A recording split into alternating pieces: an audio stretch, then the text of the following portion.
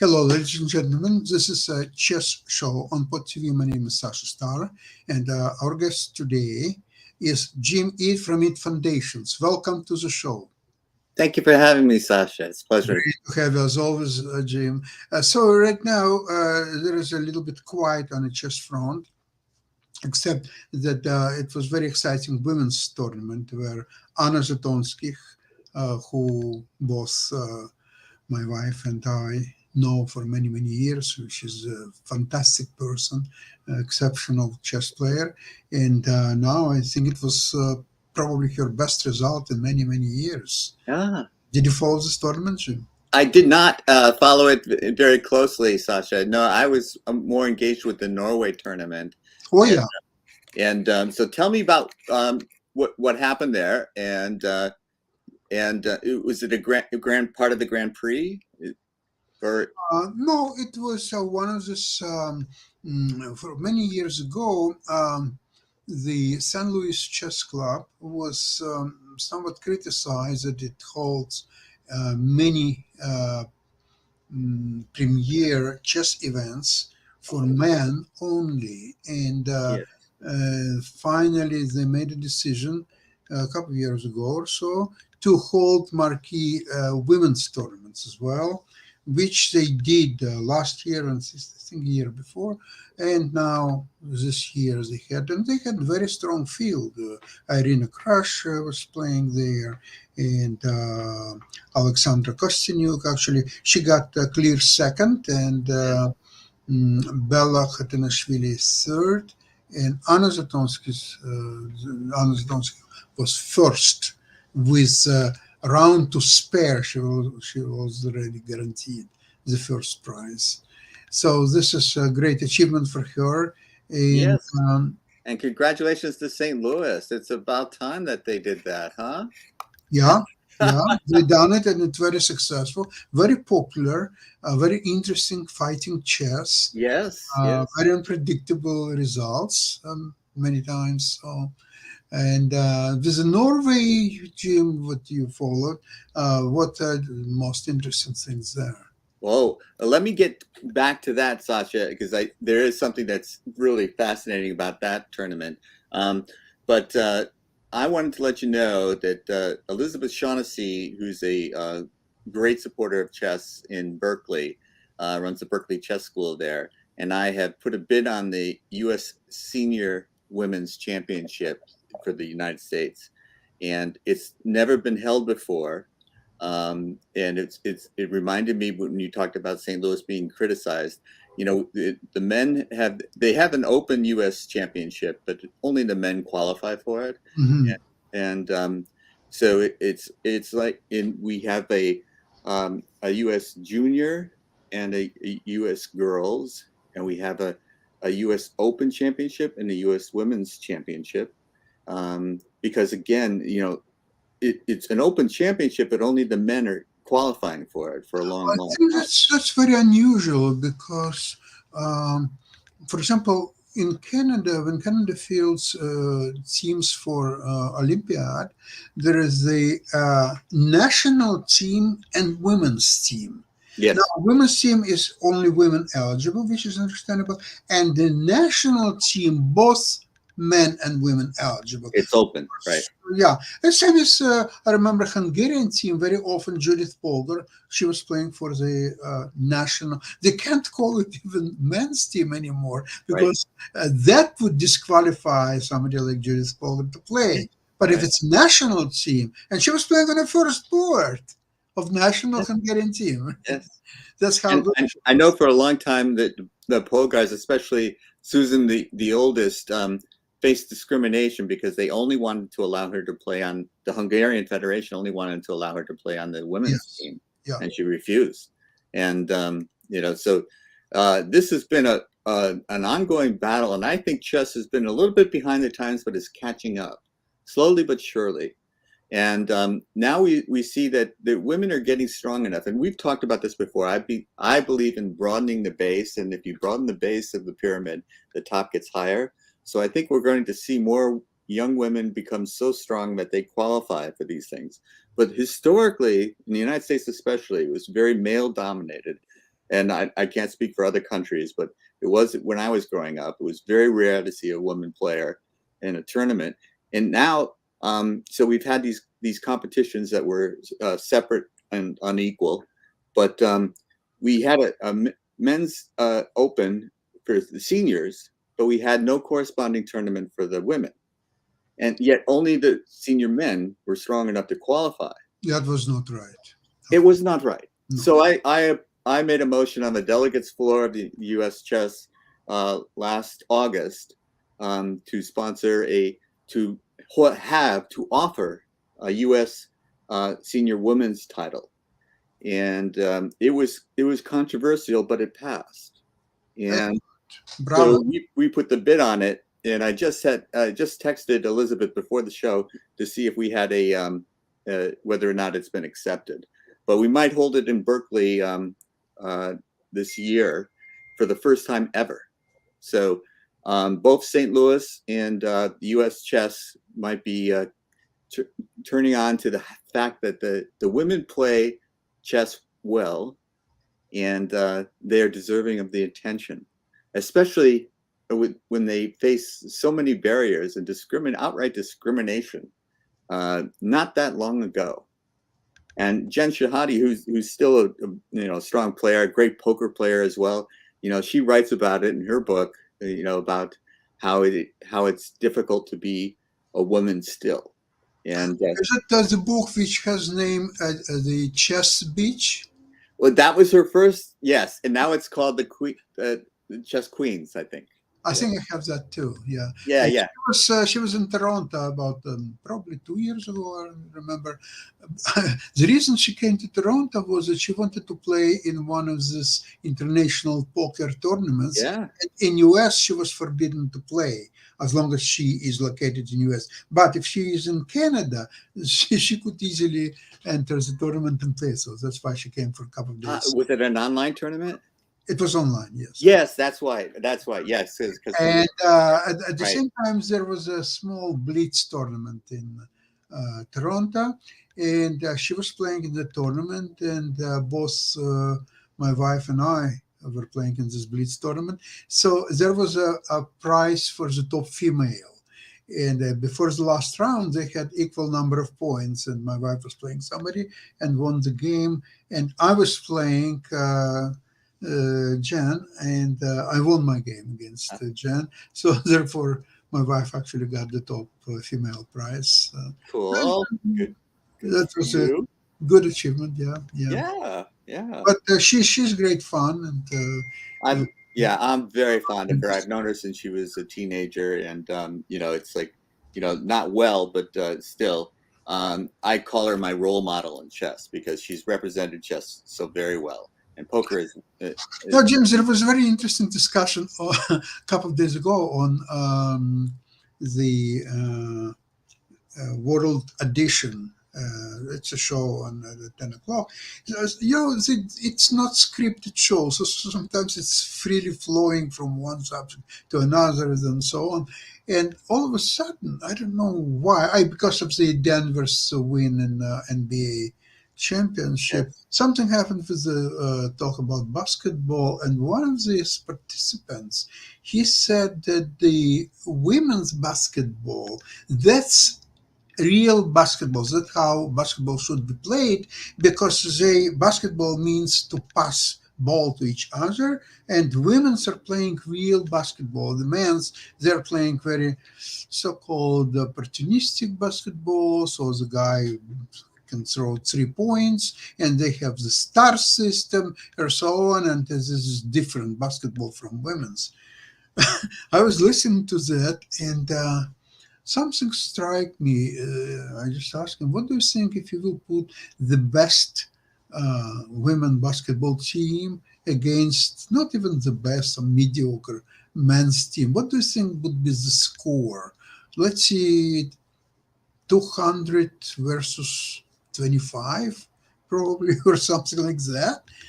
And you were to tell me that the team which scored 25 points is playing the real basketball, and one that scored 200 points is playing some kind of opportunistic garbage. Well, Sasha, I will take the other side of that argument. My wife and I have had season tickets to Stanford women's basketball, and Stanford has recently won the NCAA championship a couple of years ago, and we've been to many Final Fours.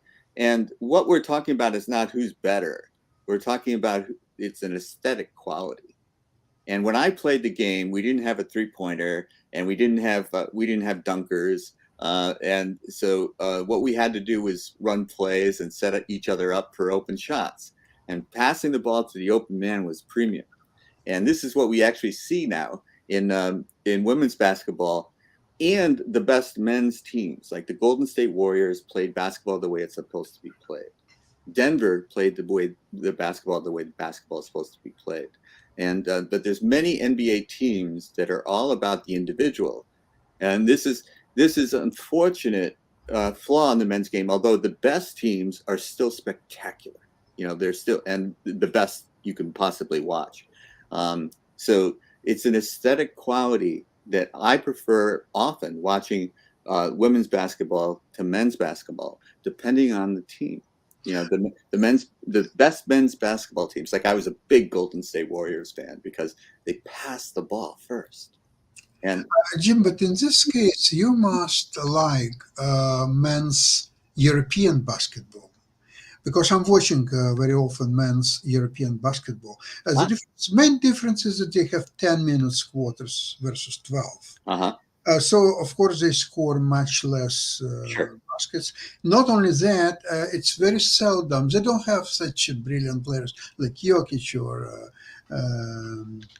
the other basketball stars, Steph Curry. But fundamental difference is that they don't throw as many three-pointers. They're not even trying to score three-pointers very often. So they're playing a classical, what you describe, women's basketball. They do a lot of passes. They are essentially, their strategy reminds me once the transition is over, and their transition game is much slower than in NBA. Because in NBA it's 1-2 passes and it's all done and over with. Right.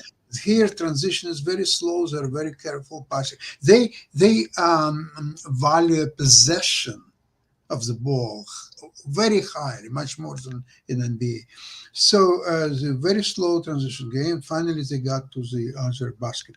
So what they're doing, they are putting 5 players around the basket, and they keep passing each other until there will be opportunity to finally score. And that strategy reminds me very much. I don't know. Are you familiar with the game by the name handball? Yes. Handball is essentially a basketball with the net and goalie in the net. Otherwise, it's very similar to basketball. Actually, it was invented in Europe because they don't have too many tall players to have a basketball team. So they have actually handball teams, many more handball teams than basketball teams. Yeah. Because in basketball, you really need to be tall. And in handball, almost anybody can play. So what that reminds me in handball, if you ever watched it, they put players around the net. They keep passing very quick passes each other, and finally somebody throws trying to score. So this is what reminds me. So if you like this type of and also now there's plenty of very tall European players that are in the NBA. You mentioned Jokic. He's the most recent star, but Nowitzki from Dallas, he was a great star for many, many years. And, there are teams that play fundamental basketball. And I think that's the point that we're trying to make, is that there was a game that we grew up that we were taught, and the fundamentals that you play it. And like I grew up on the Boston Celtics and New York Knicks when they were championship-worthy teams. And they was always hit the open man. And their egos weren't involved. It was the guy who was open got the ball. And so when I see that kind of play, I admire it and I appreciate it. And I see it in very few NBA teams, although I do see it. I think the Golden State Warriors were the best example of it in recent years. And, but I see it a lot in the women's game because there just aren't that kind of, they can't just throw the ball up and someone go jump high and grab it and throw it down for a dunk. It's not part of the game. So in any case, there's a way of appreciating, even though it's like the computers can play better chess than I can now. But I still rather watch two players compete. And we were talking about the Norway tournament, and it looked like Caruana was going to run away with it. But you notice the way that the Norway tournament is structured is every point, every victory, you get 3 points. Yeah, I know. Right. And so the only person who could catch him was Nakamura. And Nakamura was playing Caruana in the last round, and he needed to win because he was down by 2.5 points. And he won. Yes. Great willpower. And what was amazing to me, though, was so the United States had 2 players in this strong field, enormously talented field, finished 1-2. And it was one of them had to take the other out at the end. And it's sort of like, to me, I grew up, of course, with Bobby Fischer. But then there was a time when the U.S. was a strong team, but they really weren't gold medal quality, in the Olympia. And, the only time they won it, I think, in my career was when the Russians didn't play. And Israel, 1976. And so now it's by far the best Olympiad when you didn't have Russians and all these socialist bloc countries. Everybody was so free. I was on that Olympiad. It was so friendly atmosphere. People were going after the game together, analyze, and in a bar and having dinner. There was no political discussions of any kind. It was just by far the best Olympiad ever. That is so nice to hear. The only Olympiad that I was at in person was 2000 in Istanbul. And, it was very interesting to me because, it was my first experience. You've been to more than one. So I've been 14 Olympiads. Well, yeah. And then, and if that was the best one, and it was because the Soviet team was not there. That's fascinating to me, because there was a lot of political tension in those days between because Fischer-Spassky was a passing of the torch, and Karpov was really bringing the Soviet chess back, and there was a lot of pressure on Karpov to do that, and he did it magnificently. He won tournaments and matches, and although he didn't play Fischer, and unfortunately, it's a great loss for the chess world. Yes. But he proved in next, say, several years, up to almost 10 years, his superiority, at least in tournament play. Right. He was very efficient. At that time, before Kasparov came, he was unbeatable. Nobody could touch him. He dominated, really. Absolutely. And then Kasparov came, and he learned a lot from Karpov in the first match. I agree. About positional game, about the end games, and so on. And finally, he was able to surpass Karpov, but he never was able to sort of defeat him decisively with a great score to prove his absolute domination. He was attempted a few times to do it, specifically in the last match in New York and France. Yes. And yet he couldn't do it. He won the match. He was on the result of the matches, and especially their tournament games. There's a great advantage for Kasparov, but he couldn't defeat him decisively in a match. If they would play a match as they were planning to do in 1996, and it didn't happen, I think in that match, finally, he would dominate Karpov. Yes, because Kasparov was still in his prime. And Karpov had peaked and started. And something happened to his willpower because his match was short, which he lost. 6-4 already proved that it's not the same Karpov what used Yes, 10 I, years ago. So which happens to everyone. Age is undefeated. absolutely, Time is absolutely. undefeated. And I think that I listed them 1, 2 in my book Chess for Dummies because that Karpov I thought had his career was stellar. His dominance in match and tournament play was unbelievable. But the Kasparov Karpov overall match record, like all the times they played hundreds and hundreds of times, it's still fairly even. Don't Karpov, forget that Kasparov was 12 years younger. yes. So So early on, Karpov had an edge, and then Kasparov, but he Mhm. never really, like you said, decisively defeated. I saw in New York. I saw the two of them play. It was a very instructive game. Like Kasparov sacrificed a queen early on. He was black, and I was thinking, I didn't understand what Kasparov was doing. And then all of a sudden, I was looking for white, what Karpov was going to do, and I couldn't figure out what white could play. And it was like all of a sudden Kasparov had the advantage. well, the idea of the sacrifice is coming from Bronstein, who's Ah, first done it. But I don't think it's sufficient, no. especially for the World Championship match game. But anyway, he tried it, and But that's then there was a decisive point, and it was Kasparov had the edge throughout the game, and then Kasparov must have made some sort of mistake because Karpov banged a piece down, stood up, and strode off the floor, and it was like, we're all stunned. And then Kasparov put his head in his hands. It was a draw after that because he had let the win slip away. Jim, can you imagine? We are talking about something that happens almost yesterday, yet it was 33 years ago. I know that was drama. Unbelievable. That was dramatic. And I was dialing up when I was there physically when the New York game, but most of those matches, I was dialing up and paying per minute charges. It was accompanied by Max Dlugi at the time. That Delichess or something. There may have been that I was doing it through AOL at the time. AOL was okay. So maybe they have another service. Yeah. So it was a service, but they were charging me by the minute to watch the games, and the games went for hours. So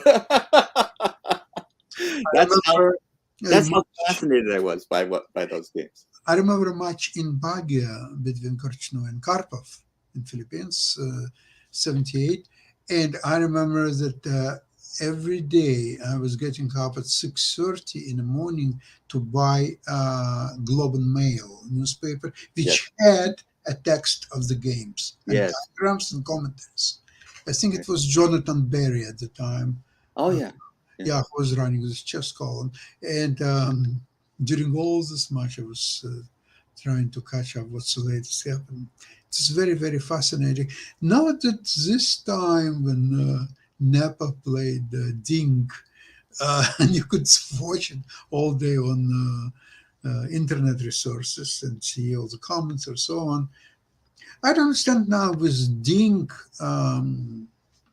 becoming disinterested to continue chess career. So now they have to find another player to play Napa, or they're going to get candidate tournament. See, the what Carlsen is doing, he works hard to devaluate the concept of classical chess world champion. He just want to annihilate it, and I think he's doing quite capable job at it.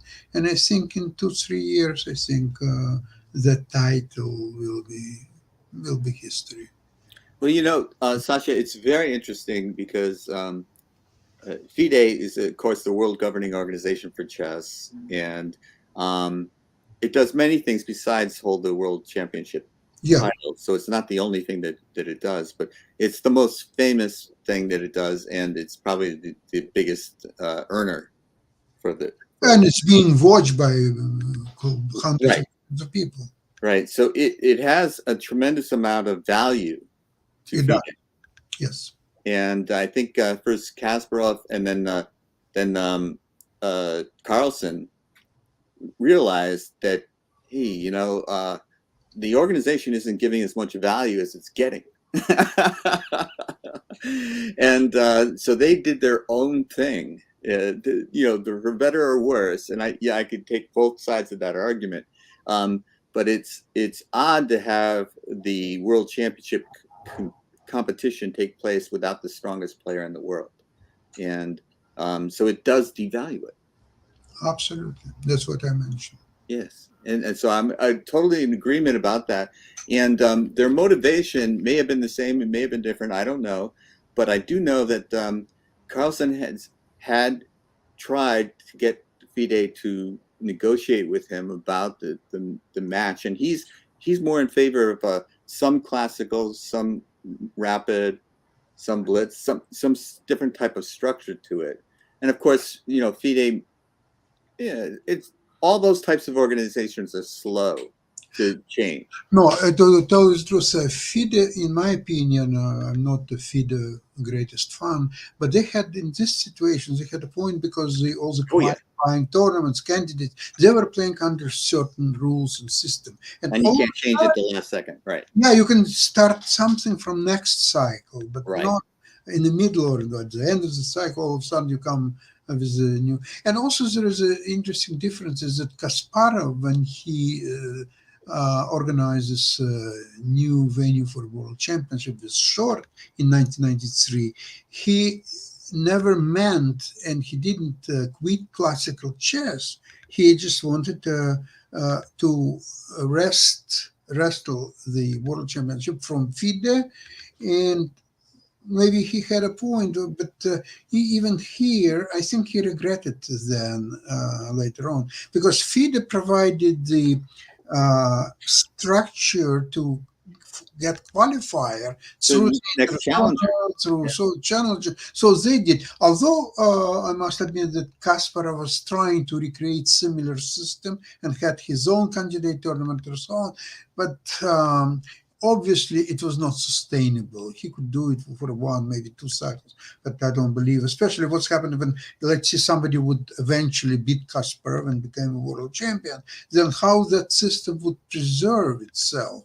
It was very unclear, and you see what's happened with Kramnik when he beat Kasparov. So Kasparov was no longer the person who would organize it all. Although I must admit, Kasparov was one who organized even his match with Kramnik, which he lost.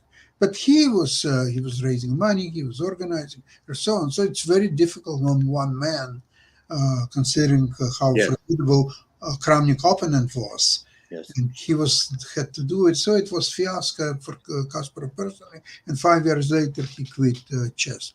Now, Carlsen, on the other hand, he doesn't quit classical chess. He's playing in classical tournaments. So he's not saying that I'm against classical chess. He was close to that platform, but he had never endorsed it 100%. So he was still playing Rapid and Blitz a lot. But yet he was playing classical chess as well. Yes.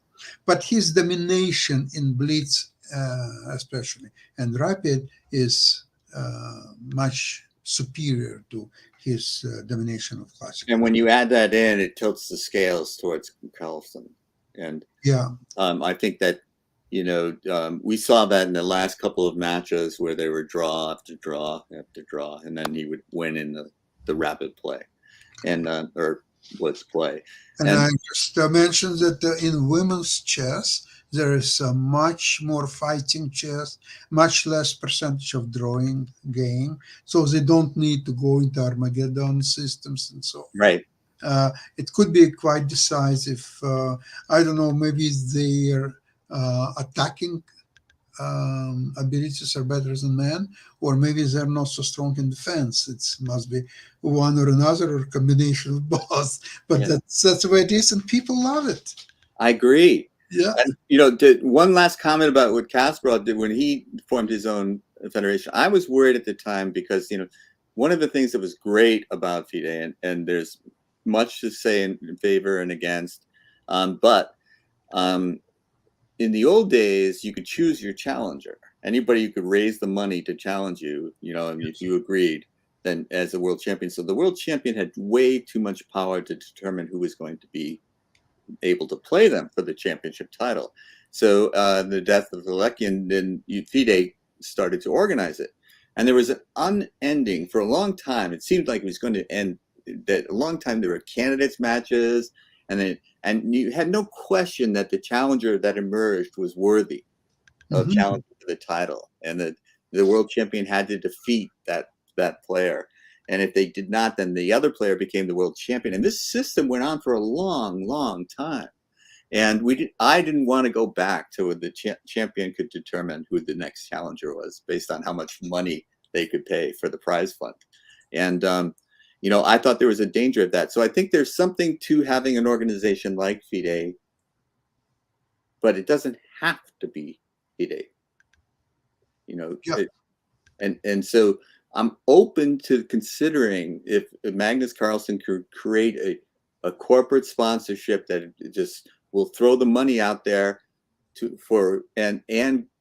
have the structure to produce a valid challenger, not some random challenger, but someone who's tested and earned the opportunity. I could get behind that. I don't think there's anything magical about FIDE owning it, but it has tremendous value to FIDE, so FIDE will hold on to it as long as they can. Well,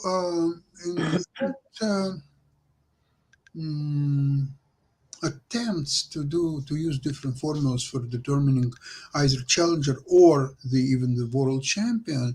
I remember the Ilumzhinov systems when they had elimination matches. That system is not maybe so bad as to say that it's invalid or it's not doing, because to find the absolute system which will determine the strongest challenger, it has its own pitfalls. For example, organizing on the money. Yeah. It's not even a money issue. It's an issue that, for example, in one tournament, which is in March, let's see, so Nepa is winning this tournament and he's becoming a challenger, right? But I can bet any money if the same tournament, the same players would be organized not in March, but in May, or in June and July, it could be completely different outcome, because there is no domination of Nepa as it was Fischer's domination. That's true. He was crushing 6-0, 6-0, the strongest opponents, or so on. So this is very inferior system altogether, especially 2 rounds all play all. I think Ilumzhinov system is probably, it's a simple, and you know what, after all, when you're watching other sport, let's see tennis. Okay, Djokovic finally became the dominant player. He was always one of 3 best and in 2 best. Finally, he's dominant, and it will take years, if not generations, to unseat him as the best player of all time. However, there is no single championship in tennis that qualifies somebody as world championship. Correct. There are several valid, very strong tournaments with different grounds, like hard court and the how you call it, dirt. The clay. Yeah. I call it dirt. Grass events in Wimbledon, which is coming. So, and I don't think that there is demand from public, and we're talking about hundreds of millions of people, to determine in every year who is by far the strongest. Even the end year tournament, when it's like round robin into groups or so on, even that tournament somehow with fantastic prizes is taking second place to Grand Slams. It's really true when you talk about tennis. There's also golf. They have majors, and if you win the Masters, you're the Masters champion. If you win the British Open, you're the British Open champion. And yeah, they have a ranking at the end of the year, and the number one player for that year. But people don't pay as much attention to that as they do to who won the Masters.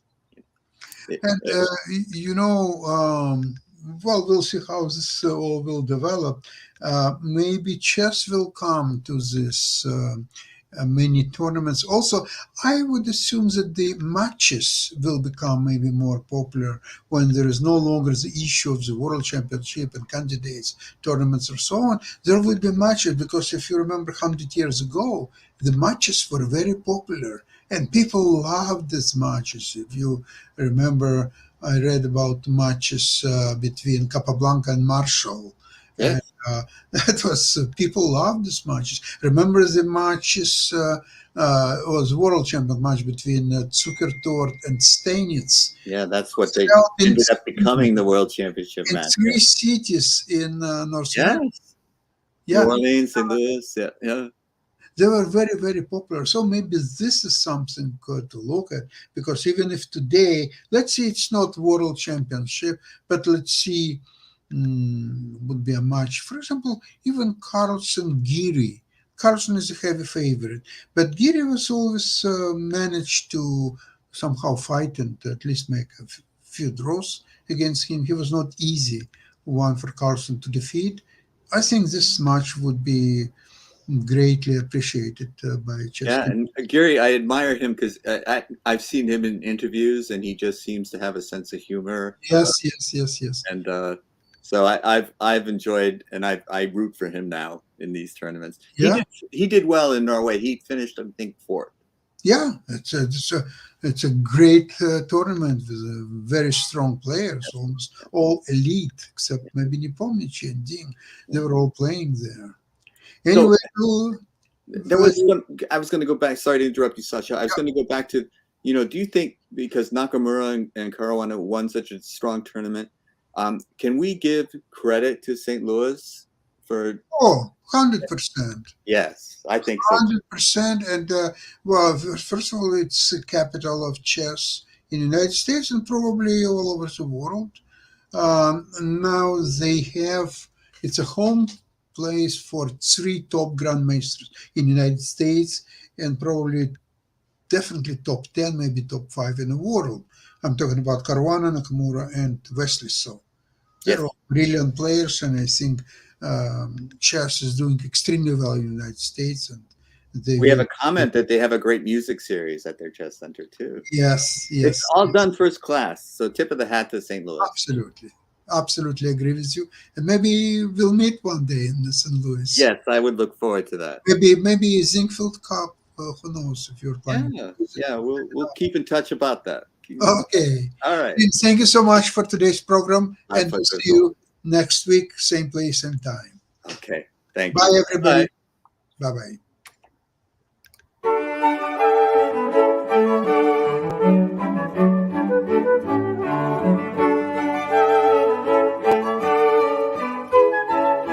Bye.